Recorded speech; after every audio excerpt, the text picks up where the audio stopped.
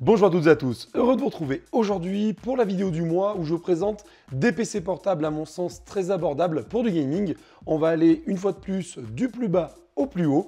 Là aujourd'hui je vous ai fait une petite sélection de 8 PC, vous pourrez retrouver directement dans la description pour aller directement sur le site et les acheter. C'est parti!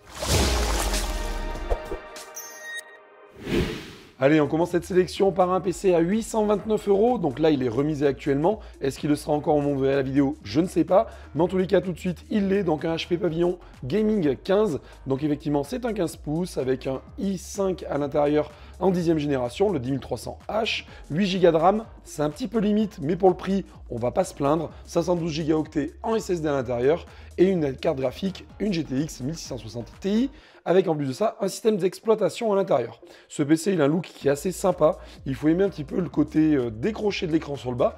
Moi, je crains pas forcément, mais après, pour certains, ça peut gêner, d'autres pas. On est quand même sur un PC par rapport au prix qui est très intéressant. On le voit en plus, il est bien noté. Alors attention, les notes, j'y fais toujours attention parce que ça veut tout dire et rien dire. Mais là, en l'occurrence, il est bien noté. Il a du stock, 47 qui sont en commande en cours, mais il reste encore du stock. Donc, on est pas mal pour un PC qui vaut 829 € avec une config intéressante à l'intérieur. Même s'il manque un peu de RAM, ça peut se rajouter. Vous achèterez la RAM plus tard, ça peut se faire. Pareil pour le disque dur, vous pouvez changer votre disque dur dans le temps, ça peut être intéressant. On passe maintenant, hop, pardon, j'étais un peu vite, on n'était pas sur le bon. PC portable gamer MSI GF75 Cine. Celui-ci, je vous l'ai présenté déjà plusieurs fois.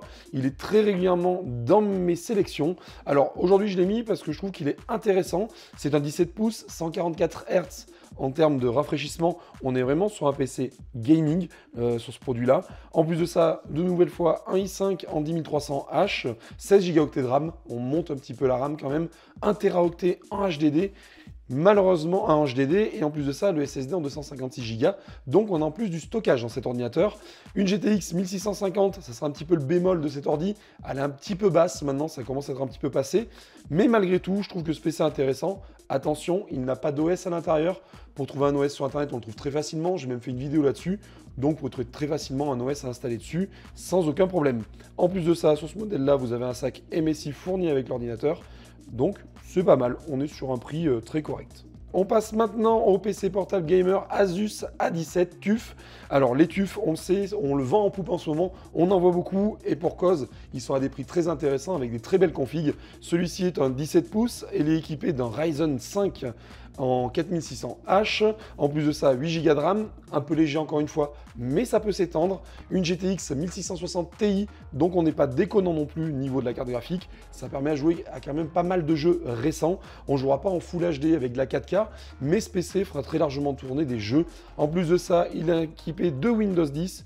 On le sait, les TUF, je ne vous fais pas un dessin, mais encore une fois, le clavier est quand même très cool avec les touches ZQSD qui sont d'une autre couleur. Donc ça, moi, je trouve ça sympa. C'est un PC qui en jette, qui est joli, et en plus de ça, qui embarque une belle config à moins de 1000 €. Et voilà, donc là, on est vraiment sur des PC qui sont pas mal de ce côté-là. On passe maintenant au Lenovo Legion Y540. Alors j'ai envie de dire, depuis quelques temps, c'est un peu l'incontournable de ma sélection sur ce modèle-là. Simplement, il est à un prix donc, qui est inférieur à 1000 € et surtout, il est équipé d'une RTX 2060 en 6 Go. Donc on passe sur des cartes graphiques qui sont effectivement pas 3e gen, enfin pas série 3000 du moins, série 2000, mais malgré tout, les séries 2000 ont le RTX, donc on peut jouer à des jeux avec du ray tracing, ça reste intéressant. 8 Go de RAM, un petit peu bas en RAM, encore une fois, mais ça peut s'étendre. Le processeur, un i5 en 9e gen, parce qu'il commence à vieillir un petit peu, c'est Légion. Mais malgré tout, je trouve qu'il a un prix assez intéressant de 1000 €. Pour une RTX 2060, ça reste très raisonnable. Et en plus, il a Windows 10 à l'intérieur, celui-ci. Allez, on passe maintenant au PC portable gamer, encore un Asus, le Dash TUF. Alors sur celui-ci, il est vraiment très intéressant. 1100 € en promotion. Il faut savoir que c'est un écran 15 pouces, Full HD en 240 Hz. Donc on est vraiment sur un PC destiné à du gaming qui a un look, encore une fois, comme tous les TUF, très sympa. Le clavier est très centré, il manque peut-être un pad numérique sur ce PC. Malgré tout, je trouve qu'il a un look qui est assez cool. Au-delà du look, la configuration, i5 11e gen dans cet ordi, un 11300H, donc là on est vraiment sur quelque chose de pas mal.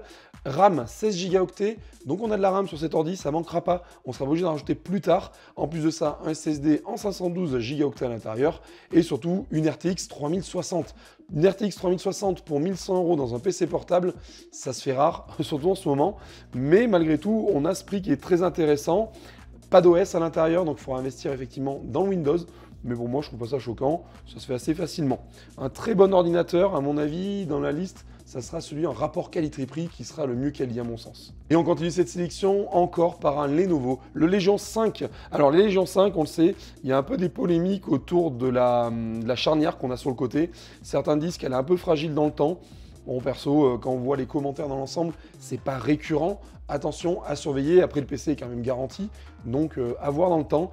Par contre, la configuration est intéressante. On est sur un écran Full HD, équipé d'un Ryzen 5, un 5600H, RAM 8 Go, un petit peu bas certes, 512 Go octets en SSD, et celui-ci aussi est équipé d'une RTX 3060, lui aussi au prix de 1100 €.